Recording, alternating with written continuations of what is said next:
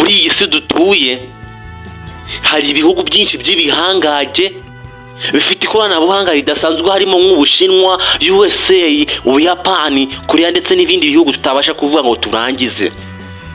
Gusa wowe neza amatwi ushobora kuba utaribaza ngo kuri iyi si ni ikihe gihugu cya mbere gifite abasirikare barenze badasanzwe babasha kuba barwanira hose, bafite ubushobozi budasanzwe buri wese atabasha kumva. Mbere yuko dutangira mbahaye ikaze, ni officiel dino nk'ibisanzwe. Gusa mbere yuko dutangira ntabwo nabibagiza gukora subscribe, share, comment ndetse na like kugira ngo turusheho kugenda dufashanya. Ubundi muri rusange tugiye kurebera hamwe amateka y'igisirikare cya Leta Zunze Ubumwe za Amerika cyangwa se USA mu magambo ahinnye. Igisirikare cya Leta Zunze Ubumwe za Amerika cyangwa se United States Armed Forces ni kimwe mu bigaragaza imbaraga z'icyo gihugu, kikaba gifite amateka yihariye kuva cyashingwa mu mwaka w'1775 kugeza amagingo aya. Igisirikare cya Leta Zunze Ubumwe za Amerika cyangwa se United States Armed Forces cyatangiye ku itariki ya 14 Kamena 1775 igihe inteko ya Continental Congress yashiragaho Continental Army kugira ngo irwanye ingabo z'Abongereza zari zigaruriye amateka y'igihugu cya Amerika. Muri uwo mwaka w'1775 George Washington yagizwe umuyobozi w'iyo ngabo cyangwa se w'iyo nteko, ndetse ni nawe perezida waje kuba uwa mbere muri USA. Nyuma y'uko USA cyangwa se United States of America imaze kwigobotora ubukoroni mu 1783, igisirikare cyayo cyangwa se United States Armed Forces cyakomeje gutera imbere, kitabira intambara zitandukanye harimo yabaye hagati y'amajyaruguru n'amajyepfo mu mwaka w'1861. Iyo ntambara ni intambara ya Secession. Iyi ntambara yagize uruhare runini mu guca ubucakara no kongera ubumwe bw'igihugu. Ibi byatumye igisirikare cya Leta Zunze Ubumwe za Amerika kirushaho kugira uburambe no gutegura inzego zitandukanye zitangaza ibihe bishya byo kwagura imbaraga za gisirikare. Mu ntambara ya mbere y'isi USA yinjiye nyuma, ariko igira uruhare rukomeye mu gutsinda Ubudage. Ibi byafasha Amerika cyangwa se United States of America kwigaragaza nk'igihugu gifite imbaraga z'igisirikare n'ubushobozi bwo kugira uruhare mu bikorwa by'amahoro n'intambara. Byaje gukomeza mu ntambara ya kabiri y'isi nyuma y'uko Abayapani bagabye igitero ku cyambu cya Pearl Harbor. Igisirikare cya USA cyarwanye muri Aziya, Uburayi no mu nyanja, kigaragaza ubushobozi bwo kurwana ku isi hose. Ni naho hagaragaye ibisasu byaturikijwe bya kirimbuzi muri Hiroshima na Nagasaki, byarangiye intambara ihagaritswe vuba.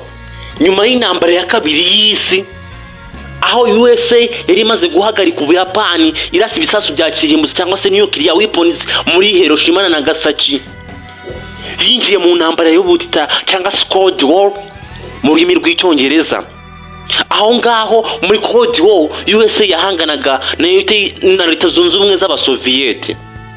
Hano ni naho hatangiye isiganwa mu ikoranabuhanga cyangwa se technology mu ntwaro za kirimbuzi mu rurimi rw'icyongereza twita nuclear weapons. Icyo gihe USA yashinze inzego nshya zirimo USA Air Force mu mwaka w'1747. Izi nzego zafashije mu kurwanya ibitekerezo by'aba communist mu gihugu cya Korea mu mwaka w'1950 kugera mu mwaka w'1953, ndetse no muri Vietnam, ndetse no mu bitero bya CIA ku banyagitugu hirya no hino ku isi. Si ibyo gusa, mu mwaka w'2001 nyuma y'igitero cy'iterabwoba cyabereye muri New York ku itariki ya 9 mu kwa 11, USA yatangije War on Terror, yohereza ingabo muri Afghanistan na Iraq. Ibi byatumye igisirikare cya USA cyongera kwigaragaza nk'icya mbere ku isi gifite ubushobozi bwo kurwana no mu bihugu bikiri kure. Kugira ibirindiro hirya no hino ku isi byakomeje kwerekana ko na USA iba ari umurinzi w'amahoro ndetse n'ibindi bintu bidasanzwe ikora ku isi hirya no hino muri rusange. Ese ko tumaze kubona ko igisirikare cya Leta Zunze Ubumwe za Amerika cyangwa se United Armed Forces cyashinzwe mu mwaka w'1775, ese ushobora kwibaza ngo nubwo kino gisirikare gikaze cyangwa se kidasanzwe, ushobora kwibaza ngo ni izihe ntwaro zidasanzwe gitunze? Ese izo ntwaro ni izihe? Igisirikare cya USA gifite intwaro zikomeye kandi zigezweho cyane kurusha ibindi bihugu byose. Muri izo ntwaro harimo ibisasu bya kirimbuzi cyangwa se nuclear weapons. USA ifite intwaro zirenga 5,000 za kirimbuzi zishobora kuraswa hakoreshejwe indege, ubwato cyangwa misile zo ku butaka. USA ni kimwe mu bihugu bike ku isi bifite zino ntwaro ndetse n'ibindi bintu bidasanzwe bizwi nka nuclear triad. Si ibyo gusa, USA ifite indege z'intambara harimo iyitwa F-22 Raptor n'iyitwa F-35 Lightning II, zifite ubushobozi bwo kwirinda radari, kurasa kure no kurwana mu kirere cyuzuyemo izindi ndege. USA ifite n'izindi drone zidasanzwe irimo nk'iyitwa MQ-9 Reaper n'iyitwa Global Hawk. Izi ni indege zidasaba abapilote, zikoreshwa mu bikorwa by'ubutasi no kurwanya iterabwoba. Si ibyo gusa, Leta Zunze Ubumwe za Amerika zifite amato y'intambara. USA ifite aircraft carriers 11 ariyo menshi ku isi. Aya ni amato ashobora gutwara indege z'intambara n'abasirikare benshi cyane. Aya mato akoreshwa nk'ibirindiro bigendanwa. USA ifite n'ikoranabuhanga rya gisirikare.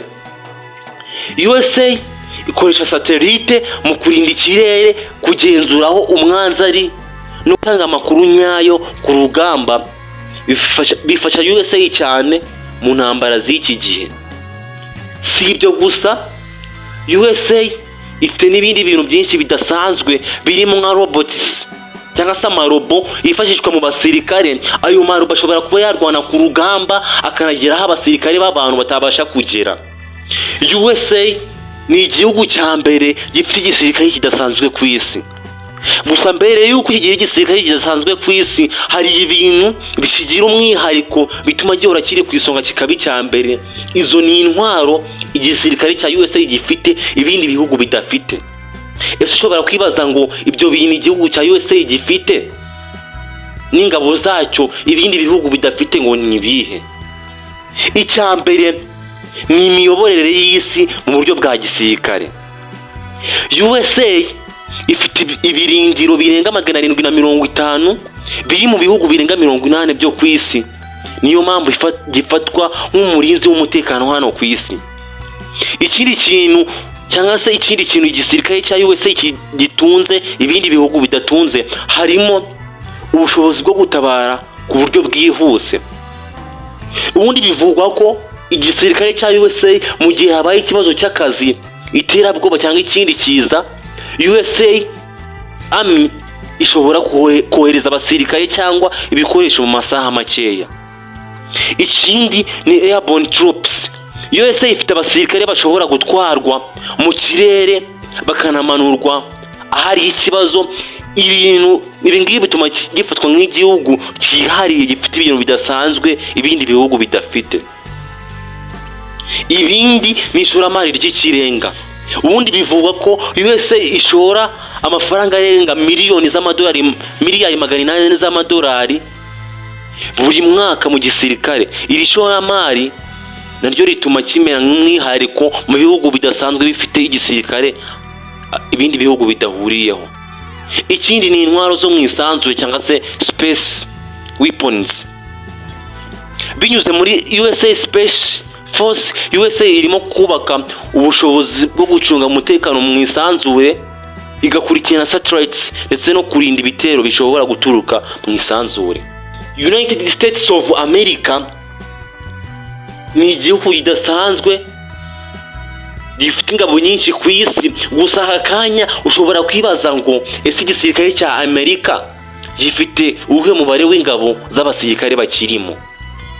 Igisirikare cya USA kirimo abantu barenga 1,300,000 bari ku murimo w'igihe cyose cyangwa se active duty. Hari kandi abarenga 800,000 bari mu myitozo cyangwa se mu ngabo zunganira ikirenga, ibyo nibyo twita reserves na national guard.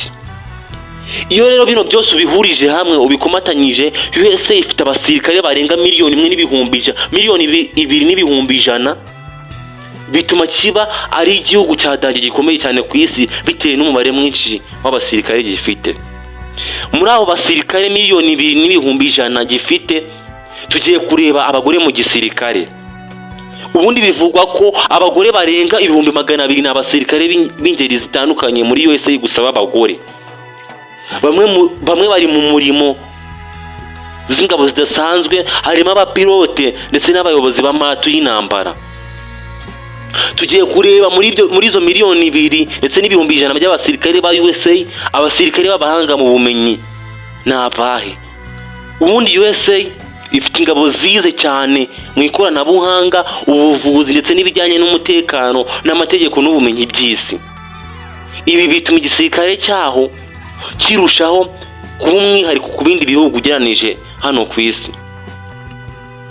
Ese ushobora kwibaza ngo wakwanzura uvuga iki ku aho igisirikare cya USA kigana? Mu gihe isi hinduka byihuse, igisirikare cya USA gikomeje kwagura ubushobozi bwo guhangana n'ibibazo byo mu isi ndetse no mu isanzure. Intambara zikoresha ikoranabuhanga n'iterabwoba ridakoresha intwaro za gakondo.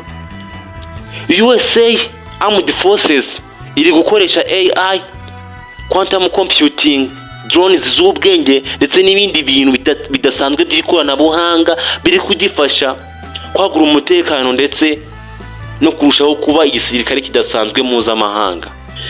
USA Armed Forces ni igisirikare cya USA, ni urwego rukomeye rwubatse mu mateka y'intsinzi, ikoranabuhanga ndetse n'ubwitange. USA Armed Forces cyangwa se igisirikare cya USA gifite ubushobozi bwo gucunga umutekano w'imbere mu gihugu no hanze yacyo, kikaba igikoresho gikomeye cya politike mpuzamahanga. Igihe cyose cyagiye kigaragaza ko gifite imbaraga zitari gusa mu mubare w'abasirikare, ahubwo gifite n'ubushobozi no mu bikoresho, ubushakashatsi ndetse n'ikoranabuhanga, akaba ariyo mpamvu gifatwa nk'igisirikare kidasanzwe hano ku isi. Wowe wadutiza amatwi unaduha umwanya wawe kugeza aho ikiganiro cyacu cyatangiye kugeza kirangiye, tubaye tugushimiye. Kandi niba hari ikindi kibazo ufite, iki kintu twagukoreraho, icyo tugusaba no kucyandika muri comment. Urakoze cyane aho uri hose, imvura igwa n'isubira.